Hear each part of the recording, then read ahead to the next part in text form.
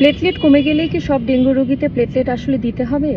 রোগীদের একটা common question কিন্তু থাকে, ধরেন দেখা যাচ্ছে প্লেটলেট 46 to 50,000 অথবা 60,000, অনেকে খুব টেন্সড হয়ে যান যে প্লেটলেট দিতে হবে কিনা। কিন্তু প্লেটলেট কিন্তু সবসময় আসলে দেওয়ার প্রয়োজন নাই। আমাদের যে একটা ধারণা যে ডেঙ্গু রোগ হলেই প্লেটলেট দিতে হবে, প্লেটলেটে আসল চিকিৎসা, ব্যাপারটা কিন্তু এরকম না। ডেঙ্গুর আসল চিকিৎসা যদি বলেন সেটা হচ্ছে ফ্লুইড। ফ্লুইড মানে কি, যেটা আমরা নর্মালি স্যালাইনের মাধ্যমে দিই, আমরা অনেক সময় ইঞ্জেকশন আকারে দিই অথবা অনেক সময় খেতে বলি মুখে স্যালাইন।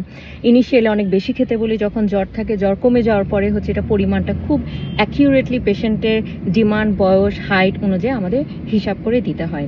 ফ্লুইডের পাশাপাশি আরও কিছু সাপোর্টিভ চিকিৎসা চলে।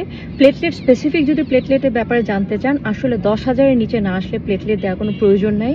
কিন্তু রোগীর যদি রক্তক্ষরণের কোনো হিস্ট্রি থাকে, যেমন কাশি, দাঁতের মাড়ি, পায়খানা, পেশাব, অথবা মেয়েদের ক্ষেত্রে মাসিকের থেকে রক্ত যাচ্ছে, অতিরিক্ত রক্তক্ষরণ হচ্ছে, গায়ে প্লেটলেট কমে দিয়ে ছোপ ছোপ দাগ হচ্ছে, এ ধরনের কিছু স্পেসিফিক ইন্ডিকেশনস আছে যখন আসলে প্লেটলেট দেওয়ার প্রয়োজন আছে। অনেক সময় আমাদের হোল ব্লাড দেওয়ারও প্রয়োজন হয়।